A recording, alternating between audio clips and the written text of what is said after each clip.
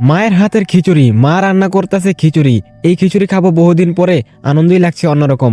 আর যদি সবাই একত্রিত হয় তাহলে কেমন হয়, সবাই মিলে চুলার পারে বসেই গরম গরম খিচুড়ি খাবো। আর গরম গরম খিচুড়ি হবে সবজি দিয়ে, একেবারেই ভাই দেখেন চুলার পারে মাটির চুলায় রান্না হবে। আমি খিচুড়ি খেতে খেতে আমার হাতটা কখন পড়ে গেল আমি নিজে জানি না। আনন্দতে আমি খুশি ভাই, অনেকদিন পরে শুরু করে দিল খিচুড়ি রান্না। আমার ফুফু সবজিগুলা কেটে নিচ্ছে, আমার মা ডালগুলা ভেজে নিচ্ছে, আর আমি বসে বসে সেটাই দেখতেছি। আম্মু ছোটবেলায় অনেক রান্না করতো, এখন ওরকম রান্না হয় না খিচুড়ি। আমরা আগে অনেক খেতাম, এখন খুব কম খাই। আজকে চিন্তা করলাম খিচুড়ি খাবো। এখন ধনিয়া পাতার প্রয়োজন ছিল, সেজন্য আমরা বাগানে চলে আসলাম ধনিয়া পাতা নেওয়ার জন্য। সত্যি ভাই অনেক বেশি মনে পড়ে যায় ছোটবেলায় এরকম বাগান দেখলে আগে কতই না এরকম ধনিয়া পাতা উঠাইতাম, এখন আর আগের মতন উঠাই না। বাড়ির পাশে এই বাগান ছিল, সেখান থেকে অল্প কিছু ধনিয়া পাতা নিয়ে নিচ্ছি, কারণ এখন বাজারে যাওয়া সম্ভব ছিল না। সেই জন্য আমরা ধনিয়া পাতা উঠাইয়া বাসায় এসে বললাম। বাসায় এসে দেখি আমার আম্মু ডালগুলা ভেজে নিচ্ছে, কারণ মুগ ডাল হচ্ছে একটা খিচুড়ির সব থেকে গুরুত্বপূর্ণ জিনিস। আমি আবার ডালগুলো একটু নেড়ে চেড়ে নিচ্ছি, সবজিগুলোও কাটা হয়ে গেছে। এখন আমার ফুফু আবার আলুগুলা ছুলে নিচ্ছে, কারণ অনেক সবজি দিয়ে খিচুড়ি রাখবো, সাথে মুরগির মাংসও থাকবে। আবার এইদিকে খিচুড়ির জন্য আমরা চাচ্ছিলাম গরুর মাংস, কিন্তু না, মুরগির মাংসটা দিলে ছোট বাচ্চা যারা আছে ওরাও খেতে পারবে নরম হওয়ার কারণে। সেই জন্য আমরা মুরগির মাংসটা দিলাম। ডালগুলা সিদ্ধ করা শেষ হয়ে গেছে, সবজিগুলা কেটে পাশে রেখে দিয়েছে। ফুফু কত সুন্দর করে মরিচগুলা কেটে নিচ্ছে, আর টমেটো থাকবে। আমার আম্মা আবার পাতিল বসায় দিল, কারণ দেরি হয়ে যাচ্ছে। তেল পাতিল সবকিছু নিয়ে একসাথে রাখছে, কারণ এখানে সব মশলা বাইরে নিয়ে আসছে। আজকে মাটির চুলা রান্না হবে। আর ছোট বোন মাংসগুলা ধুয়ে নিচ্ছে, কারণ মাংসগুলা ভালো করে না ধুইলে পরবর্তীতে সমস্যা হতে পারে। সেই জন্য আমরা যখনই মাংস রান্না করি তখন মনে করেন যে আম্মুকে বলি ভালো করে ধুতে। আমার আম্মু আদা রসুন দিয়ে দিচ্ছে পাতিলের মধ্যে, হলুদ মরিচও দিয়ে দিল। আর এইদিকে তার হাতে হলো ছোট বোনে মাংসগুলা ধুয়ে পরিষ্কার করে নিচ্ছে, আর ডালগুলা সিদ্ধ হয়ে গেছে। আমি না আগে এই ডালগুলা খুব খেতে বেশি পছন্দ করতাম, এখনও খাই, কিন্তু আগের মতন ওরকম না। আর আমরা অনেক ঝাল কম খাই, সেই জন্য ঝালটা কম দিচ্ছে। ফাইনালি দেখেন খিচুড়ির কালারটা কেমন হইতাছে। মশলা দিয়ে দিল আর চাল ধুয়ে নিয়ে আসলো।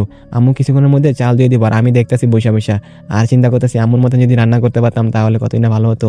দেখেন আম্মু কত সুন্দর করে চালগুলো দিয়ে দিল, আর সমস্ত মশলা একসাথে করে রেখে দিয়েছে, কারণ কোনটা কখন প্রয়োজন সবগুলো একসাথে রেখে দিয়েছে। আম্মু আবার পানিটা হাতে নিয়ে নিল, এখন নাকি পানিটা দিতে হবে। আমি আবার দেখলাম আমার দাদি ধনিয়া পাতা কত সুন্দর করে চলতেছে। সবাই একসাথে থাকার কারণে কাজের আনন্দটাই অন্যরকম লাগতেছে।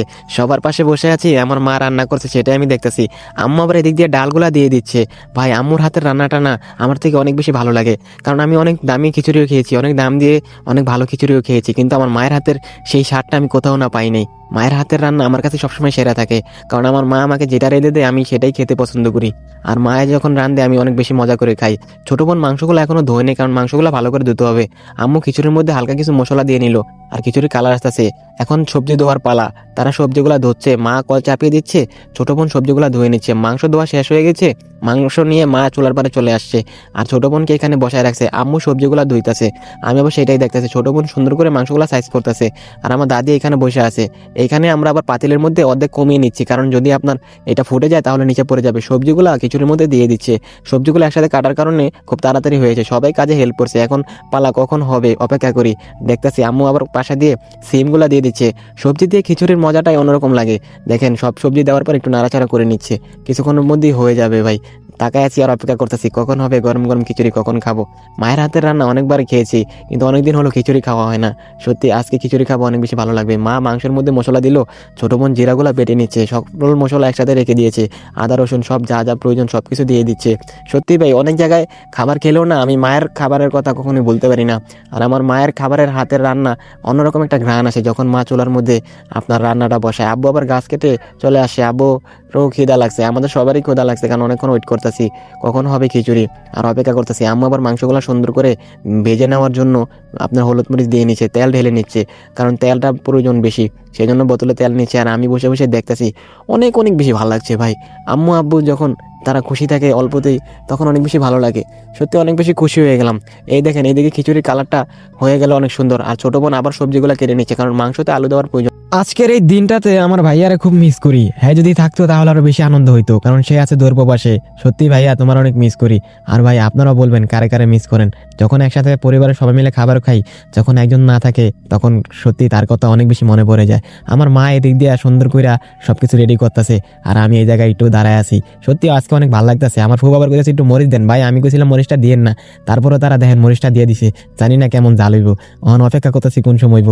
অহন মনে করেন আমার মা আবার একটু লাড়াচাড়া দিতেছে, আর আমি বারবার চাইয়া রইছি কোন সময় হইব, আর চায়া চায়া দেখতাছি। অহন আবার কইলাম কি আমি একটু লাইরা লই, অহন আমি মনে করেন সুন্দর করে লাড়তাছি, আর এইদিকে ভাগ্নি আবার আমার দেখতেছে। অহন মনে করেন যে এই যে মাংসটা বাঁচতেছে, আমি চিন্তা করলাম কি একটু মাংস ভাজা খামুনি। অনে যে দেখেন মাংস ভাজা পুরো হয়ে গেছে গা। অন কি করবো, খিচুড়ি তো দেখলাম আমি আবার নাইরা চেড়ে লইলাম, হ্যাঁ আবার চাই রয়েছে আমার দিকে। যাই হোক সব মিলাই মনে করেন কোন সময় হইব, কর করে মাংস ভাজা ওটা হয়ে গেল, কোন সময় মনে করেন খামু খিচুড়িটা হয়ে গেল গা, পেঁয়াজ দিয়ে লিলো, মাংসটা রান্নার পালা শুরু হয়ে গেল। সবারই ভাই অপেক্ষা কখন হইব মাংস, আর আমি তো মনে করেন শুরু করে দিলাম হাতে একটু মাংস লিয়া খাওয়া দাওয়া। ভাইরে ভাই যা মজা হয়েছে মার হাতের রান্না, অনেক বেশি ভালো লাগলো। আর ভাইয়াকে অনেক বেশি মিস করি। যাই হোক আলহামদুলিল্লাহ খিচুড়ি হয়ে গেছে। আর আজকে প্রথম আমার খিচুড়ি আমার ফুফু খাইয়া দেখবো কেমন হয়েছে মায়ের হাতের রান্না। ও ফুফু যা বললো ভাই অনেক টেস্ট হয়েছে। আমার ভাগ্নিকে দিল একটু পরিষ্কার করার জন্য, সে আবার আলু দিয়ে নিয়ে আসলো। আমরা একা খাই না ভাই, ওরাও দিয়ে খাই। দেখেন ওরাও দিয়ে নিলাম, ও খাইতেছে। আবার মা একটু ওই আগে যেগুলা বেড়ে রাখছিল ওইগুলো এখন আবার ডাইলা দিল। এখন আবার আমি চায় রয়েছি, আর মাংসগুলা মা ইয়ার মধ্যে দিয়ে দিল রান্না করার জন্য। কই থেকে আবার আয় পড়ছে আরেক মেহমান, সেও নাকি খাইবো খিচুড়ি। তারে ধরাই দিল একটা লেবু, সে লেবু খাইতেছে। আর মনে করেন এদিকে ওদিকে চায় হাসতেছে। এখন হ্যাঁও খাইবো খিচুড়ি। খিচুড়ির এত গ্রান ভাই, বাড়ির পাশের মানুষ আয়া পড়ছে, সব ময় মশলা দিয়ে দিল, খিচুড়ি হয়ে গেল। এখন বলের মধ্যে বাড়তাছে, সবাই প্লেট নিয়ে বই আছে কখন দিব। রয়্যাল চলে আসছে খিচুড়ি খাওয়ার জন্য, রয়্যালও খাবে। দাদি খাওয়া শুরু করে দিল, এখন অপেক্ষা করতেছি কখন খাবো আমি। অনেক বেশি গরম ছিল, দাদি খিচুড়িটা ঠান্ডা করার জন্য বসে আছে।